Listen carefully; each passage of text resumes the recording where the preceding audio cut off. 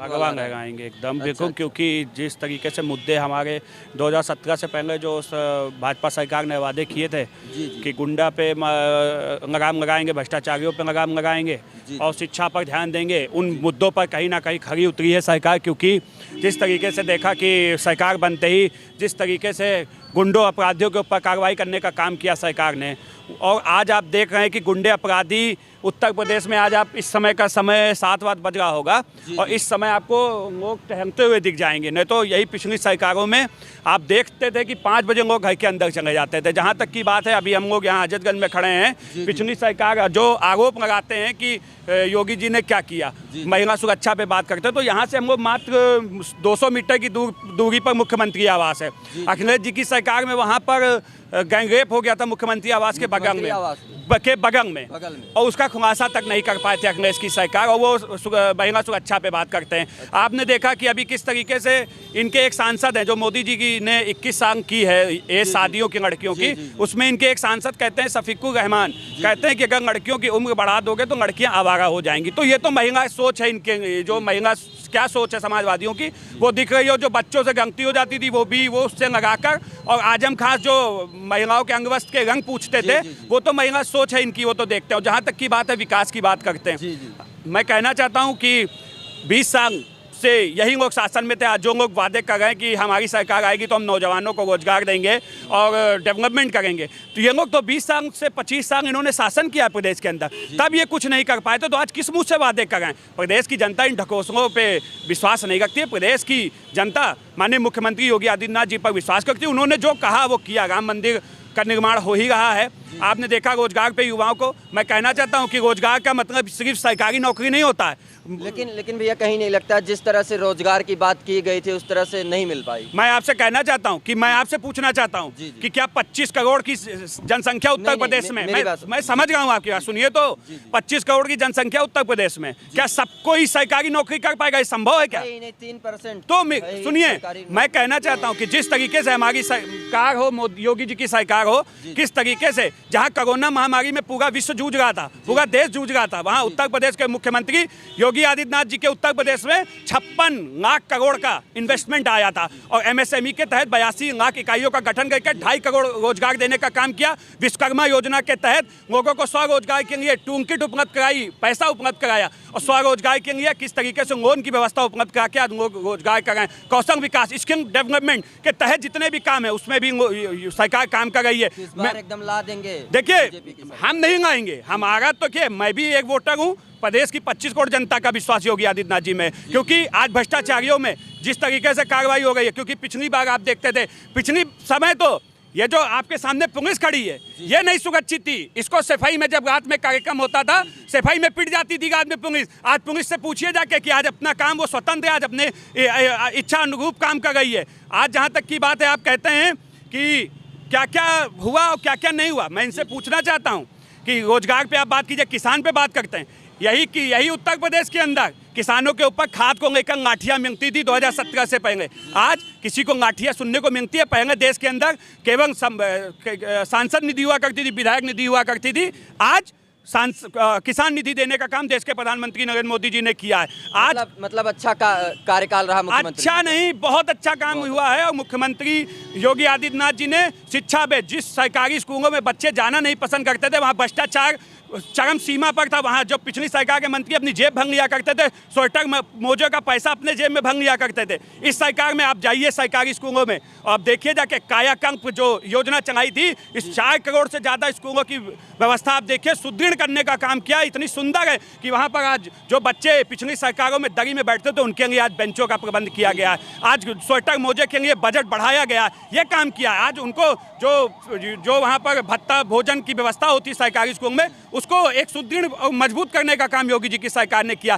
देखिए, कहने वाले कहते रहेंगे, आप 20 साल के शासन को उठा लीजिए और योगी जी के 5 साल के शासन को उठा लीजिए, भारी पड़ेगा। बिल्कुल योगी जी आए हैं और योगी जी ही आएंगे, क्योंकि जिस तरीके से ये तुष्टिकरण की राजनीति कर रहे हैं, ये एक धर्म विशेष को बढ़ावा देने का काम कर रहे हैं। आप देख रहे हैं कि इनके नेता हैं अब्बू आजमी, उन्होंने अभी 3 दिन पहले क्या कहा? उन्होंने कहा कि 85% हिंदुओं को औकात बता देंगे अगर 15% मुसलमान एक हो जाएं तो ये दिखाएंगे। ये हिंदुओं को गाली देख के खुश होते हैं और रखने से तो चुप्पी साध लेते हैं। मैं उन हिंदुओं से भी पूछना चाहता हूं जो समाजवादी पार्टी के अंदर बैठे हुए हैं अपने स्वार्थ के लिए, वो क्यों नहीं उठ के खड़े होते हैं कि आपने बयान गलत दिया। केवल अपने स्वार्थ के लिए आप अपने धर्म को बदनाम करने के लगे। इस तरीके के लोगों को उत्तर प्रदेश की जनता देख 2022 में सबका हिसाब होगा। क्या नाम है भैया? आशीष कुमार नाम है मेरा। आशीष भैया, क्या लगता है क्या माहौल है उत्तर प्रदेश? देखिए माहौल तो बिल्कुल भगवामय हो चुका है। भगवामय माहौल हाँ, है। एक तरफ से एक बार फिर से पुनः उत्तर प्रदेश में योगी जी पूरी बहुमत के साथ आ रहे हैं, प्रचंड बहुमत के साथ आ रहे हैं। अच्छा अच्छा जी, बिल्कुल। ये बताइए, आपके पार्टी के मंत्री, कैबिनेट मंत्री छोड़ के भाग गए देखिए उनकी तरफ? मैं आपको बोलता हूँ,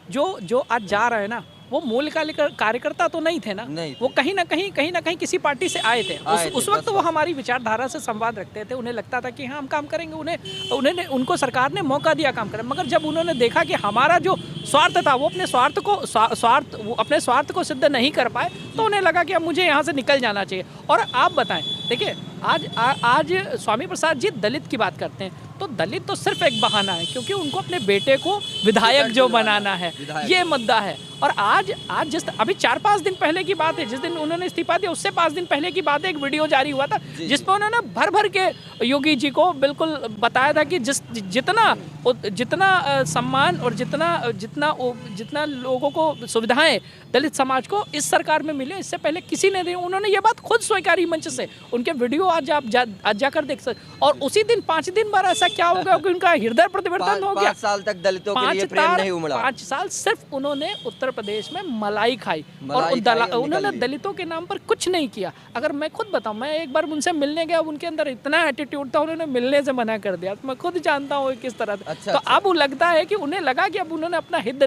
जो अपना स्वार्थ था वो सिद्ध नहीं कर पाए। उन्हें लगा अब ये सही समय मुझे निकल लेना चाहिए। उन्होंने निकल लिया। और मैं बताऊँ, दलित हो चाहे पिछड़ा हो, वो अच्छी बखूबी जानता है कि जो 5 साल जिन्होंने उनकी आवाज़ नहीं उठाई, वो अब क्या उठाएंगे। तो मैं पूरे विश्वास के साथ कहता हूँ, दलित, शोषित और वंचित, इन्हें इनकी औकात बता देंगे इस चुनाव में। भारतीय जनता पार्टी के राजनेता कहते हैं हम मंदिर बनवाए, राम मंदिर, बाबा विश्वनाथ का कॉरिडोर बनवाए। अब कह रहे हैं मथुरा में भी मंदिर बनवाए। देखिए, उत्तर प्रदेश पहले जाना जाता था अतीक अहमद, मुख्तार अंसारी जैसे माफियाओं के नाम से। आज उत्तर प्रदेश पहचाना जाता है राम मंदिर के निर्माण से। आज उत्तर प्रदेश पहचाना जाता है काशी विश्वनाथ के कॉरिडोर से। आज उत्तर प्रदेश की ये पहचान है। उत्तर प्रदेश जहाँ पिछले आप अगर देखेंगे तो पिछली सरकारों में जिस तरह से हिंदुओं के ऊपर दंगे हुए, तकरीबन मैं जहाँ तक जानता हूँ तकरीबन 200 से ज़्यादा सांप्रदायिक दंगे हुए। लखनऊ भी इसमें अछूता नहीं रहा। आज जब से योगी जी ने उत्तर प्रदेश की सत्ता संभाली, उसके बाद से किसी की हिम्मत नहीं है, एक भी दंगा नहीं है। और ये उत्तर प्रदेश का शासन है। योगी बक्कल उतार देते हैं दंगइयों के। और अभी आप देखेंगे कि कांग्रेस ने एक जिसने दंगा कराए उस महिला को टिकट दिया। तो लोगों की मानसिकता साफ है, दूसरी पार्टियों की मानसिकता कल ही समाजवादी पार्टी, भारतीय जनता पार्टी में ऐसे किसी नेता को टिकट नहीं मिलेगा जो गुंडा माफिया, ऐसे किसी को टिकट? बिल्कुल, मुझे नहीं लगता कि कभी किसी को टिकट मिलेगा। और इनके सर्वे पहले ही आ चुके थे, इनके टिकट कटने तय थे, इसलिए ये भाग खड़े हुए। लेकिन भैया उनके भी सपा के भी विधायक तो भाग के आ रहे हैं। आप देखिए, मनोज पांडे जी आ रहे हैं। मैं फिर कहता हूं, सुनने में आ रहा है 10 लोगों को और लेके आ रहे हैं। मैं फिर कहता हूँ, जो हमारी विचारधारा से संवाद रखेगा उसका भारतीय जनता पार्टी में स्वागत है। जो इस देश के लिए काम करेगा, जो इस प्रदेश की जनता के हित के लिए काम करेगा, उसका स्वागत है। हम खुली बाहों से स्वागत कर रहे हैं। हम काम करने वाले लोग हैं और ये कामगारों की सरकार है, नाकारों की सरकार नहीं है। हमने काम किया है, इसलिए हम काम के बिहाफ पर बोलते हैं कि 100 में 80 हमारा, 20 में बंटवारा और उसमें भी कुछ हमारा है। इसका क्या मतलब? 100 में से मुस्लिम समुदाय को लेके 20 वाला? देखिए, हमने जिस तरह से पिछली सरकारों में टैबलेट और लैपटॉप जाति और धर्म देख के दिए जाते थे, यहाँ पर गरीब, शोषित, वंचित सभी को मिलते हैं। यहाँ किसी की जाति नहीं देखी जाती, यहाँ किसी का मजहब और किसी का धर्म नहीं देखा जाता। अगर वो शोषित और वंचित है तो उसका उत्थान होना तय है। वो आगे बढ़ेगा, उसको सरकारी सुविधाएं मिलेंगी। प्रदेश का मंत्री हो या प्रदेश के मुख्यमंत्री हो, उसके साथ 24 घंटे खड़े। त्रिपाठी हैं आप ना, शुरू में बताए थे। ये बताइए कि ब्राह्मण वोट, अखिलेश यादव जी पूर्वांचल एक्सप्रेसवे के बगल में परशुराम जी की मूर्ति लगवाएं, फरसा लगवाएं।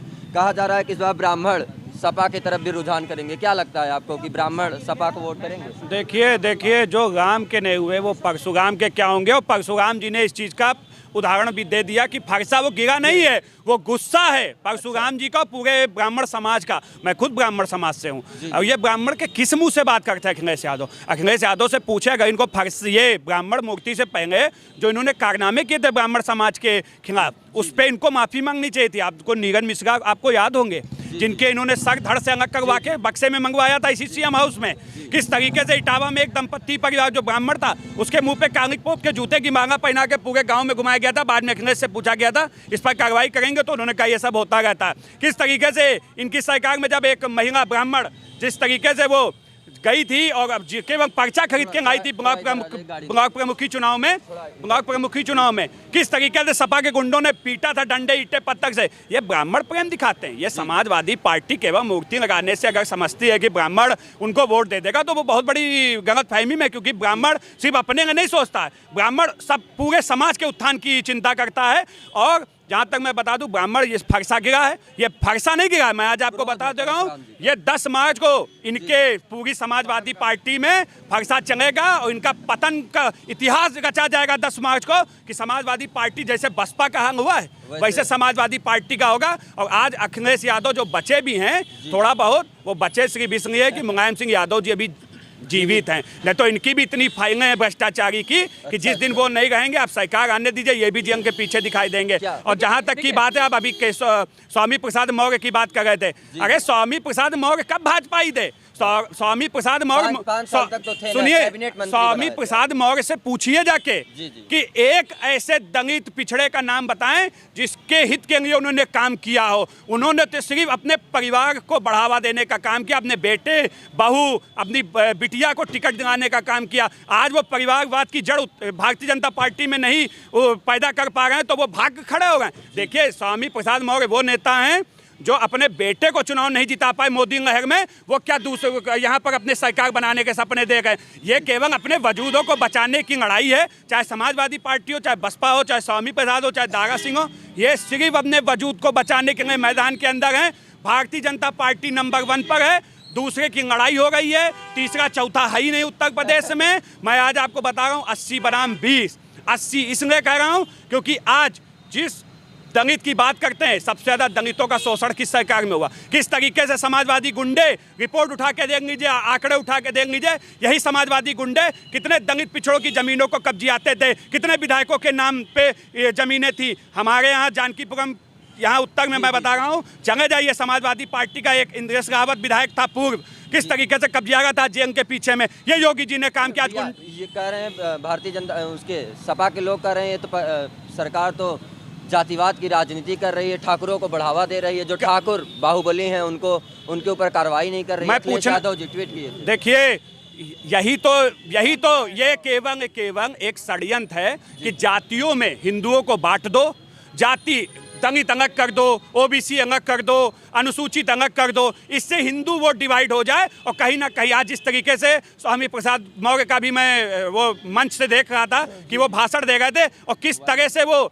जहर उगलने का काम कर रहे थे पूरे हिंदू समाज के लिए। ये आने वाला समय इनको बता देगा कि इनकी हैसियत भी उत्तर प्रदेश में क्या है। और मौर्य समाज हो, देखिए एक चीज़ मैं कहना चाहूँगा, पिछली सरकारें जो भी बनी, इससे पूर्व 2017 से पहले अगर जाएं तो पिछली सरकार जितनी भी बनी वो जातीय समीकरण के आधार पर बनी। जब योगी जी आए, जब मोदी जी आए, तो इन्होंने जो जातीय साइकिल था ना उसको भेद दिया। उन्होंने सबका साथ और सबका विकास का नारा दिया। तब जाकर आज भारतीय जनता पार्टी प्रचंड बहुमत के साथ आई। 2014 साल बाद अगर उन्होंने वापसी की और वो प्रचंड बहुमत के साथ आई, तो इसका सीधा सिद्धांत है कि उन्होंने जो नारा दिया था सबका साथ सबका विकास, मोदी जी के ऊपर फेथ करके उन्होंने इतनी बड़ी विजय से उनको भेजा। और सबसे बड़ी चीज़ मैं अखिलेश जी से एक आपको कहना चाहूँगा कि देखिए अखिलेश जी को अब हिंदू भी नज़र आएगा, ब्राह्मण भी नज़र आएगा, दलित भी नज़र आएगा, ओबीसी भी नज़र आएगा। क्यों? क्योंकि उन्हें पता है कि मोदी जी, योगी जी के कामों ने सबको आपस में जोड़ रखा है। अब हिंदू बिखरने वाला नहीं, अब उत्तर प्रदेश की सत्ता जो है वो जातीय समीकरण में बंटने वाली नहीं। यही कारण है कि अब आज उन्हें परशुराम याद है। वरना आप उत्तर प्रदेश की जनता ने साफ देखा था कि जिस तरह से काशी में संतों की पिटाई हुई थी और उन्हें माफ़ी मांगनी पड़ी थी, वो उत्तर प्रदेश की जनता भूली नहीं है। और सबसे बड़ी चीज़, जिस तरह से कैराना से हिंदुओं ने पलायन किया, जिस तरह से मुजफ्फरनगर में हिंदू पिटे, वो उत्तर प्रदेश की जनता मतलब भूली आप नहीं लोग है। पूर्णतया एकदम बहुमत की सरकार बना फिर रहे हम हैं। कहते हैं, मैं खुद एक दलित जाति से आता हूँ, ये मेरा मित्र है, ब्राह्मण समाज है, कभी हम दोनों में कभी किसी तरह की कोई मदद, कभी इस तरह की कोई बात विवाद नहीं हुआ। आज हम सब एक साथ हैं। आज मेरा भी विकास है, इनका भी विकास है, आज सबका विकास है। पिछली सरकार में मैं खुद बताऊं, मेरी सिस्टर है एक, मैं नाम नहीं लेना चाहता स्कूल का, क्योंकि मेरी बहन हिंदू थी इसलिए उसे लैपटॉप नहीं मिला, और उसकी साथ की बहनें थी, उसके साथ जो बहनें पढ़ती थी यानी और जो उसकी सहपाठियाँ थी वो मुस्लिम समाज की थी, उनको सबको लैपटॉप मिला, पहले ही टर्म में मिला। मेरी सिस्टर को लैपटॉप ही नहीं मिला। क्यों? क्योंकि वो हिंदू जाति थे। क्या हम दलित नहीं थे? क्या हमारा उत्थान नहीं होना था? क्या हमारा विकास नहीं होना था? और मैं स्वामी प्रसाद जी को कहना चाहूँगा कि आज आप सोशल मीडिया में देख ले, स्वामी प्रसाद मौर्य जी की एक फ़ोटो बड़ी सर्कुलेट हो रही है कि किस तरह से वो बहन जी के चरणों में गिरे हुए हैं, और दूसरी फ़ोटो किस तरह से उन्होंने अमित शाह जी के गले लगे हुए। तो ये सम्मान है। उत्तर प्रदेश की जनता बखूबी जानती है, और इन षड्यंत्रकारियों, इन बहरूपी इच्छाधारी नेवलों के चक्कर में आने वाली नहीं है, और इनको स्पष्ट वोट से चोट करने वाली है।